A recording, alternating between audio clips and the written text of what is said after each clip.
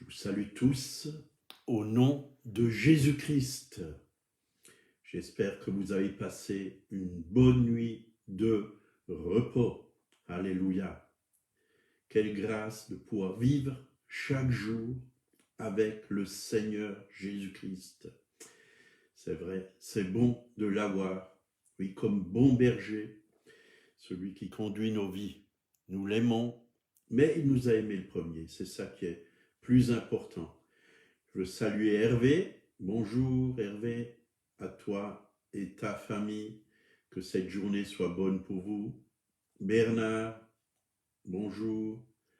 Toi et toute ta famille, sois bienvenue au trésor du ciel.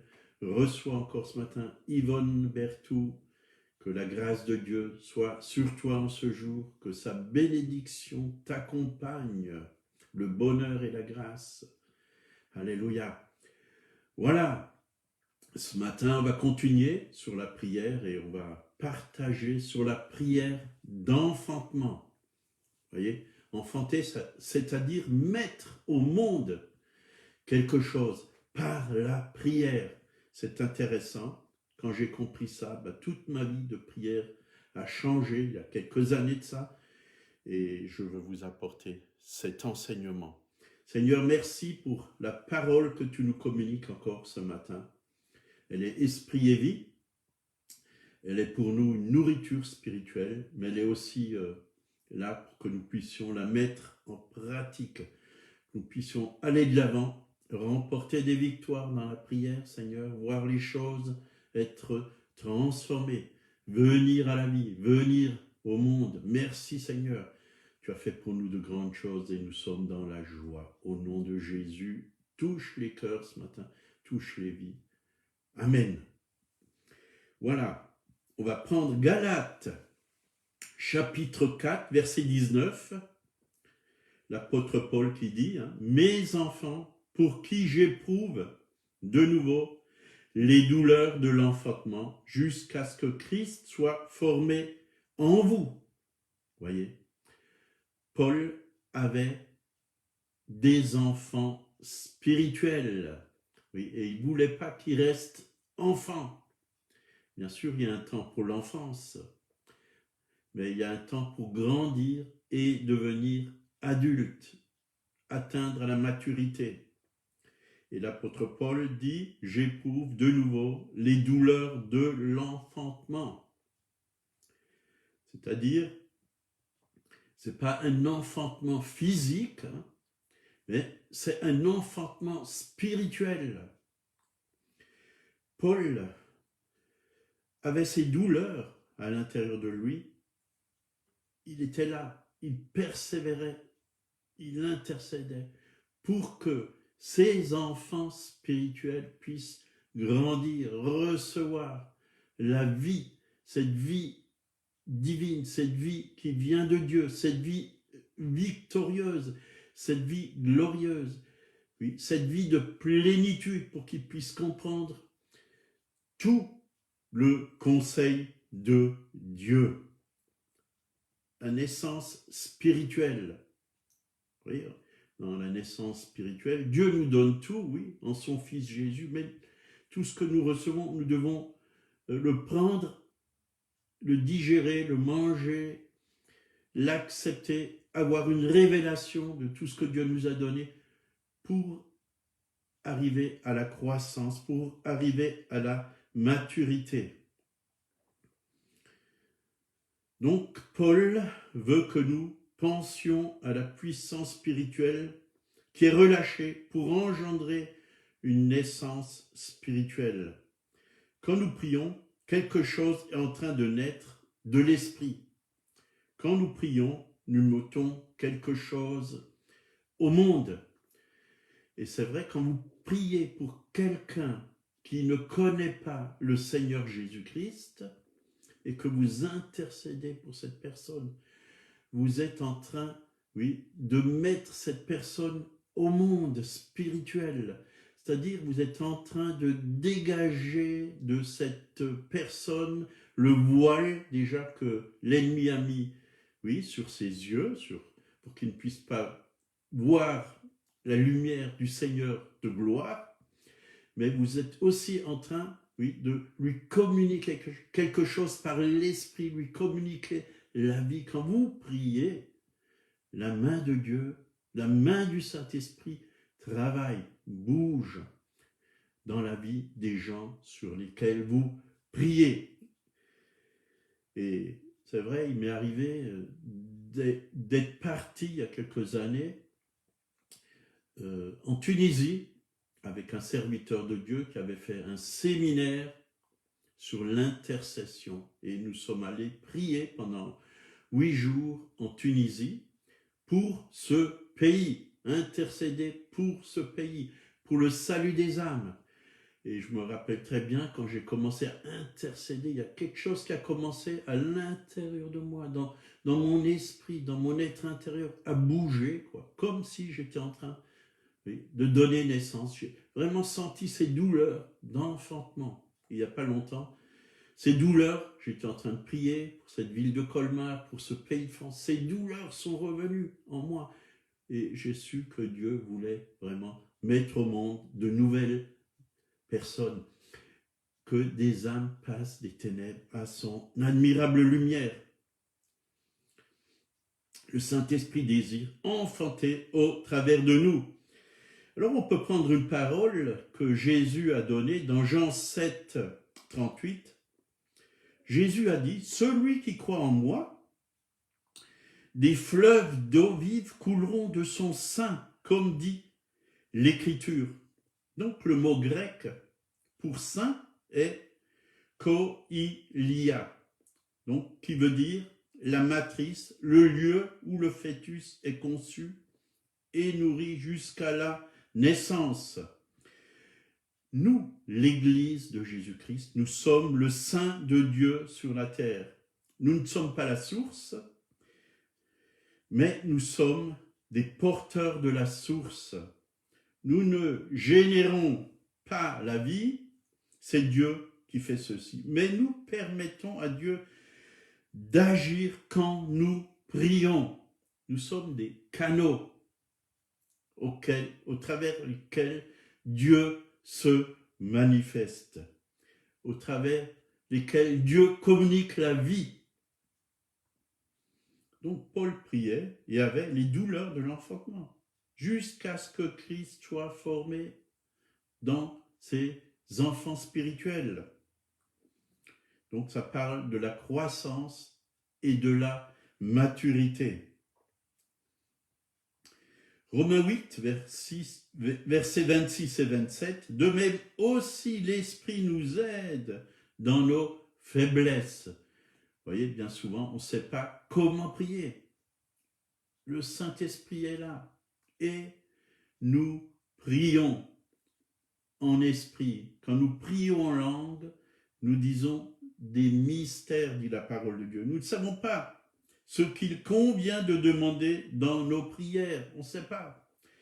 Mais l'Esprit lui-même intercède par des soupirs inexprimables. Et celui qui sonde les cœurs connaît quelle est la pensée de l'Esprit, parce que c'est selon Dieu qu'il intercède en faveur des saints. Voyez, le Saint-Esprit, c'est le meilleur intercesseur. Mais il veut nous utiliser. Il veut utiliser vraiment, oui, notre cœur, notre esprit, notre bouche, pour que nous puissions intercéder. Et bien souvent, il m'est arrivé comme ça de me réveiller en pleine nuit. C'était pas moi qui me réveillais, mais c'est l'Esprit de Dieu qui me réveillait. Et je recevais à cœur de prier pour des personnes. Pour des personnes. Et une fois particulièrement, le Saint-Esprit m'a réveillé en pleine nuit. Mais c'était comme un fardeau très lourd qui est venu sur moi et m'a demandé de prier pour une personne que je connaissais.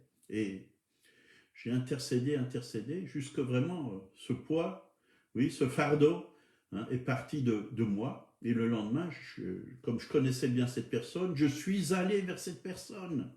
Et je lui ai demandé, qu'est-ce qui s'est passé hier ?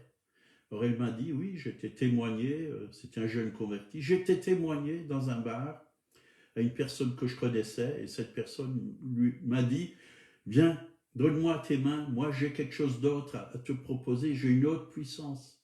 Et du coup, il a dit, quand il a tenu cet homme comme ça par les mains, il voulait lui faire passer cette puissance, il a senti que c'était mauvais, quoi. Et là, le Saint-Esprit m'a demandé d'intercéder. Mais il a eu la victoire. Il a eu la victoire.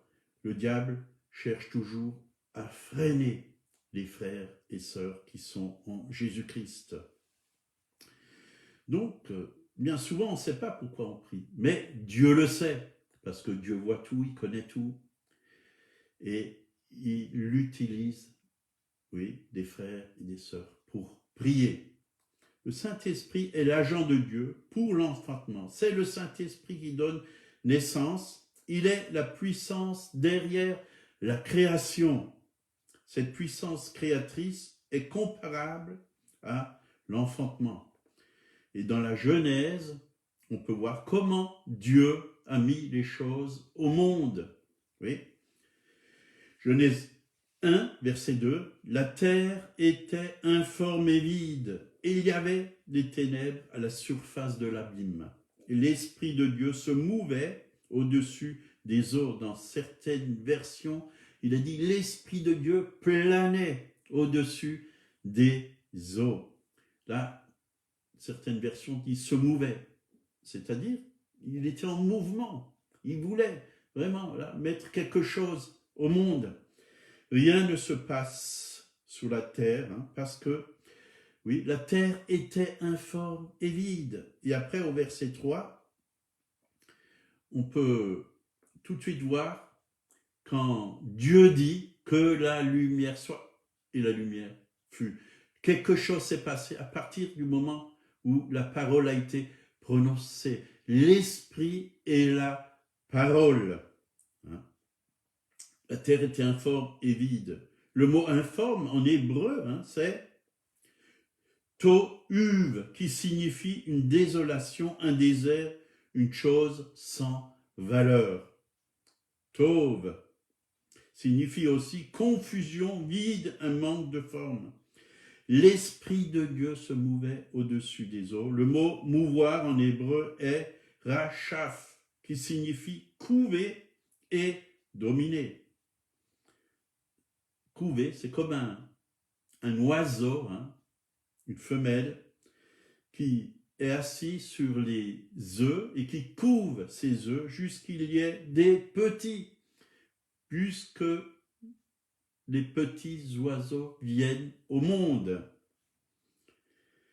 Donc, elle couve et domine sur ces petits oiselets jusqu'à ce qu'ils soient assez grands pour voler eux-mêmes.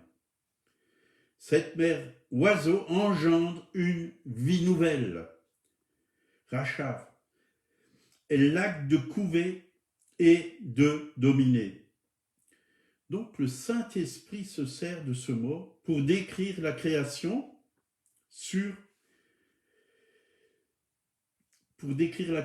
oui, il se sert de l'image de l'enfantement, d'une chose qu'il crée une vie nouvelle. Dieu crée une vie nouvelle. Oui, tout était informe et vide, il y avait le chaos, mais Dieu a commencé à donner la vie à cette terre, une vie nouvelle.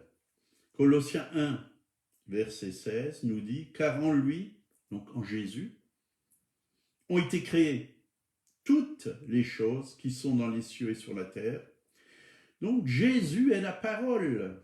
Jésus prononçait des paroles de vie dans la Genèse, au chapitre 1, que la lumière soit, et la lumière fut, et ainsi de suite, il a créé toutes choses par sa parole. Mais c'était le Saint-Esprit qui couvait et dominait sur la terre. L'Esprit est la parole. Jésus est la parole faite chair. Oui. Dès le début, l'Esprit et Jésus étaient à l'œuvre pour apporter la vie à cette terre. Et c'est ce que Dieu fait dans nos vies. Il est à l'œuvre pour nous communiquer la vie. Et voyez, Jésus, il n'a pas commencé son ministère tant qui n'a pas été baptisé du Saint-Esprit. Et c'est à l'âge de 30 ans que Jésus a été baptisé du Saint-Esprit dans le Jourdain, baptême d'eau et baptême du Saint-Esprit. La colombe est venue sur lui. Et c'est là qu'il a commencé son ministère. C'est là qu'il a commencé à proclamer le royaume de Dieu. La parole et l'esprit, ça produit des miracles. Dieu a commencé, au travers de Jésus-Christ, à faire des miracles de conversion, des miracles de guérison, des miracles de résurrection, des miracles d'eau changée en vin, des miracles de multiplication, poissons et pain. Il a fait toutes sortes de miracles. Il a arrêté le vent, la tempête. À partir du moment où il a été baptisé du Saint-Esprit, l'Esprit et la parole se sont manifestés sur terre. Le Saint-Esprit et Jésus se sont manifestés sur terre. Et quelque chose s'est produit sur cette terre. Les vies ont été transformées. Les choses ont changé. La lumière est venue. Oui, les ténèbres ont reculé. Oui, le royaume de Dieu, oui, a été manifesté sur la terre. Oui.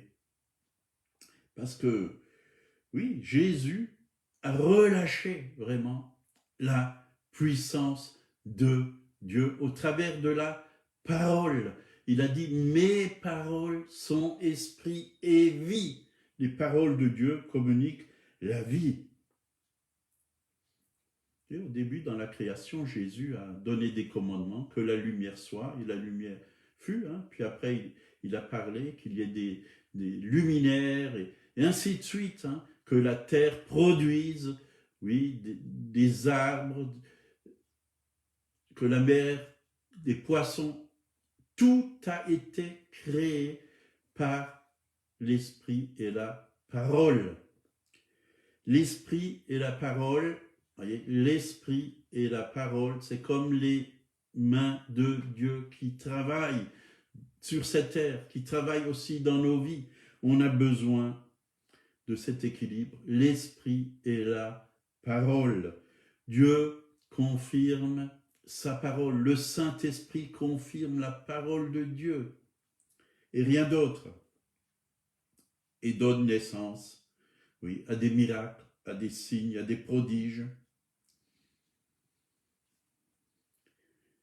Donc, 1 Pierre, chapitre 1, verset 23, « Puisque vous avez été régénérés, non par une semence corruptible, mais par la semence incorruptible, par la parole vivante et permanente de Dieu. » Donc, le mot semence, en grec, veut dire sperme. C'est la semence. Par la semence sont transmises les caractéristiques d'une espèce. C'est ce qui se passe à la nouvelle naissance. Un être nouveau est créé, une nouvelle espèce.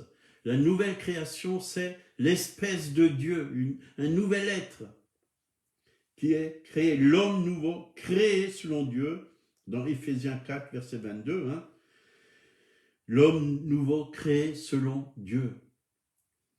Le code génétique de cet homme nouveau vient directement de Dieu.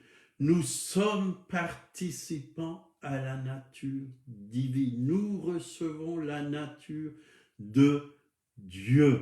Nous recevons la semence de Dieu. La parole de Dieu, c'est la semence de Dieu.